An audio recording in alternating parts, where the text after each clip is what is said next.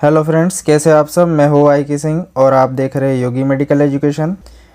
आज हम इस वीडियो के अंदर डिस्कस करेंगे एडल्ट हेल्थ नर्सिंग सेकंड के मोस्ट इम्पोर्टेंट क्वेश्चंस, जो कि एग्ज़ाम के पॉइंट ऑफ व्यू से बहुत ही इम्पोर्टेंट क्वेश्चंस है जो कि मैं बताने वाला हूँ।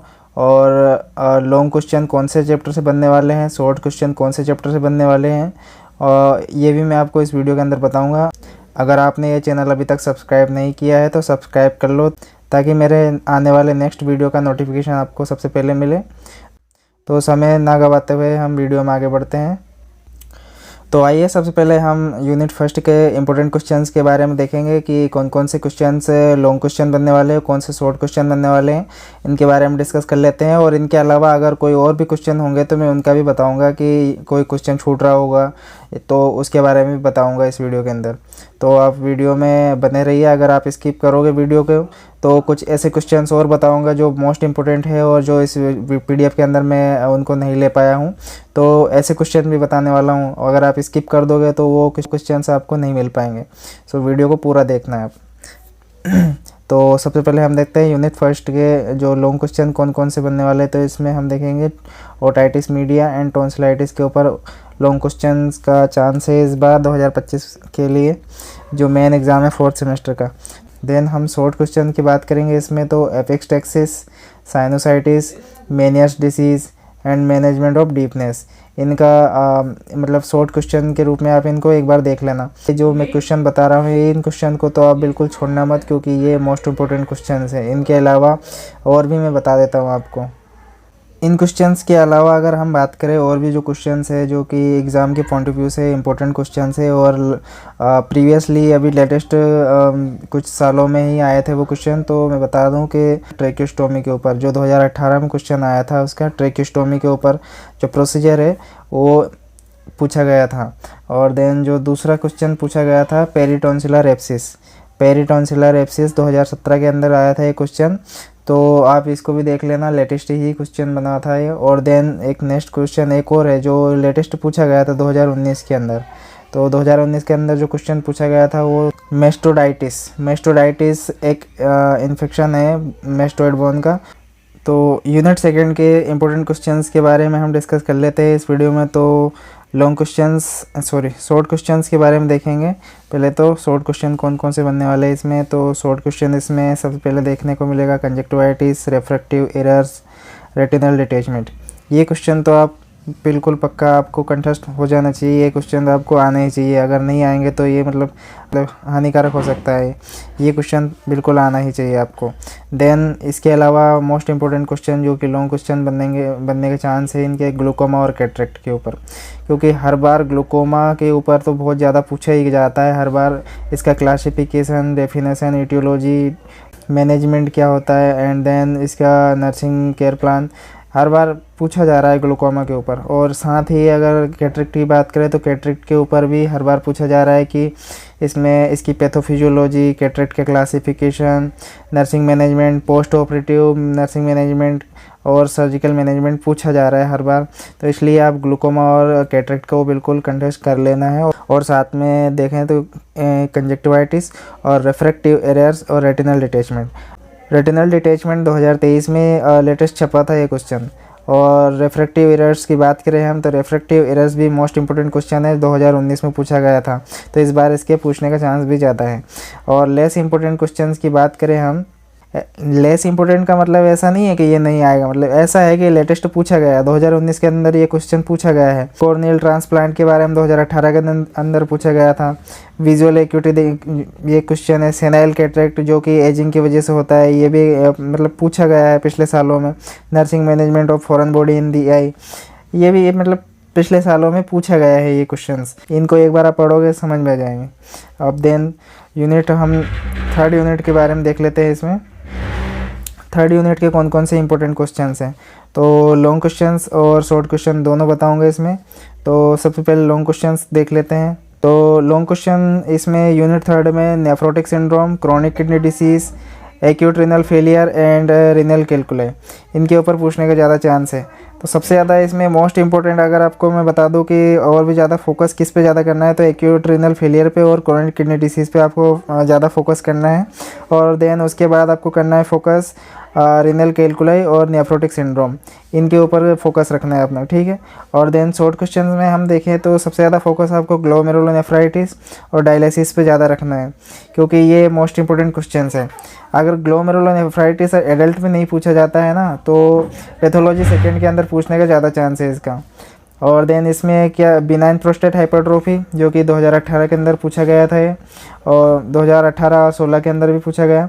और then urinary tract infection, neurological bladder, जो भी एक इम्पोर्टेंट क्वेश्चन थे, न्यूरोलॉजिकल ब्लैडर भी। और इसके बाद है डायलिसिस। डायलिसिस का ऐसा है कि ये 2012, 14, 15 के अंदर पूछा गया, तो ये इम्पोर्टेंट क्वेश्चन है, ठीक है। देन इसके बाद हम देखते हैं यूनिट 4 का। इनके यूनिट 4 में शॉर्ट क्वेश्चन ही पूछने का चांस है। तो इसमें ओकाइटिस, फीमोसिस, हाइड्रोसील, इनफर्टिलिटी, क्रिप्टोआर्किडिज्म, वेरिकोसील, इनके बारे में पढ़ लेना। अगर मैं इनके बारे में और ज़्यादा बताऊं तो अगर इनके बारे में हम बात करें कि आपको सबसे ज़्यादा किस पे ज़्यादा ध्यान देना, तो इनफर्टिलिटी को 2014 के अंदर भी पूछा गया था और 2022 के अंदर भी पूछा गया है।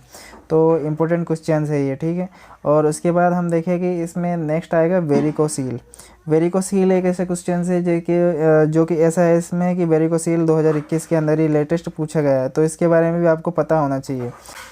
क्रिप्टोआर्किडिज्म की बात करें इसमें, तो ये 2023 के अंदर पूछा गया क्वेश्चन है, लेटेस्ट ही पूछा गया है, तो इसके बारे में आपको पता होना चाहिए।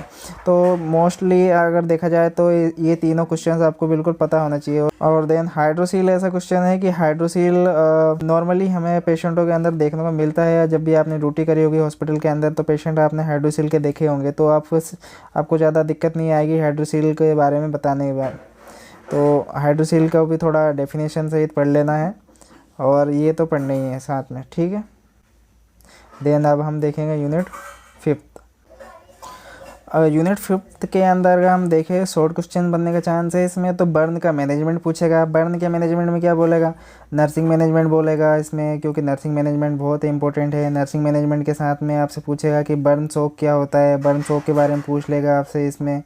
और उसमें इसके मैनेजमेंट के साथ इसमें इसके क्या क्लिनिकल मैनिफेस्टेशंस आते हैं उसके बारे में पूछ लेगा। और इसके बाद इसमें रूल ऑफ 9 पूछेगा ही सही। रूल ऑफ 9 के बिना तो बर्न में मैनेजमेंट बनता ही नहीं है, तो इसमें रूल ऑफ 9 पूछना ही बनता है, क्योंकि ये रूल ऑफ 9 बहुत इंपॉर्टेंट है। तो रूल ऑफ 9 को बारे में भी आप पढ़ लेना। देन इसमें पार्कलैंड फार्मूला के बिना उसमें आप जो बर्न का पेशेंट है इसको मैनेज कर ही नहीं सकते।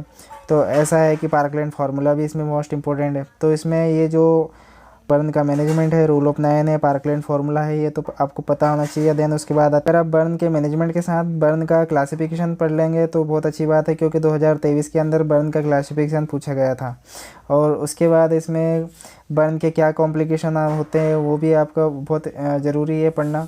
और देन कॉस्मेटिक सर्जरी की बात करें तो ये 2021 के अंदर पूछा गया था ये क्वेश्चन, तो इसको भी एक बार आप देख लेना। और इसके बाद हम देखेंगे यूनिट 6 बहुत ही मोस्ट इम्पोर्टेंट यूनिट है ये। तो इसमें सबसे ज़्यादा लॉन्ग क्वेश्चंस देख लेना। इसमें लॉन्ग क्वेश्चन पूछे जाने का चांस है, और सबसे ज़्यादा क्वेश्चन जो कि बन रहे हैं इसमें से शॉर्ट क्वेश्चंस जो कि इसमें से पूछे जाने हैं। सबसे पहले हम देख लेते हैं लॉन्ग क्वेश्चन। तो सेरेब्रोवास्कुलर एक्सीडेंट के बारे में पूछेगा। और इसमें क्या पूछ सकता है वो, सेरेब्रोवास्कुलर एक्सीडेंट के डेफिनेशन के साथ इसका क्लासिफिकेशन, मेडिकल मैनेजमेंट, और इसका क्या रिस्क फैक्टर है, इटियोलॉजी, क्या इसके क्लिनिकल मैनिफेस्टेशन है, ये पूछ सकता है इसमें। और देन उसके बाद हेड इंजरी भी मोस्ट इंपॉर्टेंट क्वेश्चन है, क्योंकि ये भी पिछले सालों में बना है, तो इस बार भी चांस है बनने का। तो आप हेड इंजरी के बारे में पढ़ लेना। देन स्पाइनल कॉर्ड इंजरी के बारे में भी आपको पढ़ना है, क्योंकि ये भी मोस्ट इंपॉर्टेंट क्वेश्चन है। देन उसके बाद हम देखेंगे शॉर्ट क्वेश्चन कौन से बनने का चांस है इसमें। शॉर्ट क्वेश्चंस के अंदर अगर हम देखें मेनिंजाइटिस में आप इसमें मेनिंजाइटिस के अंदर इसकी definition, etiology, pathophysiology, sign and symptoms सभी पढ़ लेना है, डायग्नोस्टिक एवोल्यूशन साथ इसका मैनेजमेंट भी। और इसमें और भी देखा जाए तो इसमें क्या पूछता है कि इसके जो कर्नी साइन होते हैं और जो ब्रुडजिन्स की साइन, दोनों इसके बारे में पढ़ लेना, क्योंकि इसके बारे में पूछता है दोनों साइन के बारे में। तो मेनिंजाइटिस के अंदर ये 2 साइन आते हैं, इनको भी आप एक बार देख लेना। और साथ अगर हम सीजर की बात करें तो सीजर अभी लेटेस्ट कुछ सालों में पूछे गए हैं, 2023 के अंदर भी पूछा गया है सीजर के बारे में, तो एक बार आप उसके बारे में भी पढ़ लेना। देन इसके बाद हम देखेंगे माइस्थीनिया ग्रेविस। माइस्थीनिया ग्रेविस 2022 के अंदर भी पूछा गया है और 2023 के अंदर भी पूछा गया है और 12 के अंदर भी पूछा गया है। तो मोस्ट इंपॉर्टेंट क्वेश्चन है ये माइस्थीनिया ग्रेविस, इसके बारे में भी देख लेना है। देन उसके बाद हम देखेंगे अल्जाइमर डिसीज़। अल्जाइमर डिसीज़ के बारे में भी बार बार पूछा गया है। और इसके बाद इंट्राक्रैनियल प्रेशर। इंट्राक्रैनियल प्रेशर तो जो इंक्रीज़ हो जाता है उसके बारे में पूछ रहा है। इंट्राक्रैनियल प्रेशर एक बार आप उसके बारे में देख लेना कि क्या होता है और कैसे बढ़ जाता है, ठीक है। और उसके बाद आता है बेल्स पाल्सी। बेल्स पाल्सी के बारे में पढ़ना है, ट्राइजेमिनल न्यूरोग्लिया के बारे में पढ़ना है, इंसेफ्लाइटिस के बारे में पढ़ लेना, गुलियन बारे सिंड्रोम के बारे में पढ़ लेना। लास्ट है ग्लासकोमा स्केल। नेक्स्ट यूनिट 7th है, इसके बारे में हम देखते हैं। तो इसमें HIV का एड्स के ऊपर प्रिवेंशन पूछेगा, क्या है इसका मैनेजमेंट, हेल्थ एजुकेशन, ये पूछने वाला है। तो एक बार इसके बारे में आप पढ़ लेना, इम्पोर्टेंट है, ऐसा नहीं है कि इसको छोड़ना है, ये मोस्ट इम्पोर्टेंट है, इसको छोड़ना नहीं है। यूनिट 8, ये थोड़ा इसमें बड़ा क्वेश्चन बनने का चांस है यूनिट 8 के अंदर, तो थोड़ा एक बार आप देख लेना, ज़रूरी है क्योंकि ये बड़ा क्वेश्चन बनने का चांस है। इसमें शॉर्ट क्वेश्चन भी बनेंगे। तो इसमें बड़ा क्वेश्चन पिछले सालों में ब्रेस्ट कैंसर के ऊपर पूछा गया है, ल्यूकेमिया के ऊपर पूछा गया है। एंड देन लंग का है, लंग का कैंसर देख लेना एक बार, सर्वाइकल कैंसर देख लेना, ओरल कैंसर देख लेना। तो इसमें अगर मैं सबसे ज़्यादा फोकस करने वाले क्वेश्चंस बताऊं तो इसमें breast cancer, leukaemia, lung cancer, cervical cancer, इनके बारे में ज़्यादा फोकस करना है आपको। एंड देन उसके बाद शॉर्ट क्वेश्चंस के ऊपर मैं बताऊं तो हॉस्पिस केयर के बारे में पूछा गया है कुछ सालों में, और कीमोथेरेपी पूछा जाता है, हर बार पूछा जाता है, इसको तो आप बिल्कुल पढ़ ही लेना। और देन देखेंगे पैलिएटिव केयर। पैलिएटिव केयर पूछेगा, इसमें पैलिएटिव केयर क्या होती है और रेडियोथेरेपी के बारे में पूछता है। तो ये short questions and then long question अपने रेडी कर लेना, ये एग्ज़ाम के लिए बहुत इंपॉर्टेंट क्वेश्चंस हैं। और उसके बाद हम देखेंगे यूनिट 9 के अंदर। यूनिट 9 के अंदर क्राइसिस इंटरवेंशन पिछले कुछ सालों में पूछा गया है, इंपॉर्टेंट क्वेश्चन है। डिजास्टर मैनेजमेंट, क्या मैनेजमेंट करते हैं, नर्सिंग मैनेजमेंट पूछेगा इसमें, तो एक बार देख लेना। और शोक के बारे में पूछा है पिछले सालों में, तो इसको भी देखना। और ट्रेज मोस्ट इम्पोर्टेंट है, ट्राइज को एक बार आप देख ही लेना, ठीक है। देन अब हम देखेंगे यूनिट 10 के अंदर। यूनिट 10 के अंदर क्या पूछा गया, तो हम देखेंगे इसमें कि यूनिट 10 के अंदर क्वेश्चन जो एज रिलेटेड चेंजेस क्या क्या आते हैं उसके बारे में पूछता है। एल्डर केयर क्या करते हैं, care of elderly person, Elder person होता है उसकी केयर क्या होती है, इसके बारे में देखना है। साइकोलॉजिकल एस्पेक्ट ऑफ एजिंग, ये एक बार देख लेना आप, इसमें ये इंपॉर्टेंट क्वेश्चन हैं। और देन उसके बाद यूनिट 11 की बात करें, यूनिट 11 के अंदर इसमें वेंटिलेटर एक बार देखना है। वेंटिलेटर जो क्वेश्चन ऐसा है कि बार बार पूछा गया है पिछले सालों में। और इन्फेक्शन कंट्रोल प्रोटोकॉल इन दी आईसीयू के अंदर क्या इन्फेक्शन कंट्रोल प्रोटोकॉल होता है, और फिजिकल सेटअप ऑफ सीसीयू, ये क्वेश्चन एक ही है लेकिन मैंने दोनों अलग अलग लिखे हैं। लेकिन ऐसा है कि ये आईसीयू और सीसीयू थोड़ा अलग है, तो आप एक बार देखना इन्फेक्शन कंट्रोल प्रोटोकॉल और फिजिकल सेटअप इन दी सीसीयू। और देन सीपीआर के बारे में पढ़ लेना है कि मोस्ट इंपॉर्टेंट क्वेश्चन है। और role of nurse in the ECG, ECG में क्या रोल ऑफ नर्स होता है उसके बारे में पूछा जा रहा है। और डिफिब्रिलेटर के बारे में पढ़ लेना। और इसके बाद हम देखेंगे यूनिट 12, लेस इंपॉर्टेंट है, ज़्यादा कुछ खास नहीं है इसमें, अगर ध्यान भी दोगे तो कोई बात नहीं। और देन एक्स्ट्रा कुछ क्वेश्चंस है, जैसे मैं बता दूं कि ट्रैकोस्टोमी और advance life support, dialysis and leukaemia, इनको देख लेना एक बार, ये भी इंपॉर्टेंट क्वेश्चंस है। अगर वीडियो से आपको थोड़ी भी हेल्प मिली है तो सब्सक्राइब ज़रूर करना ताकि आने वाले वीडियो के नोटिफिकेशन मिल जाए।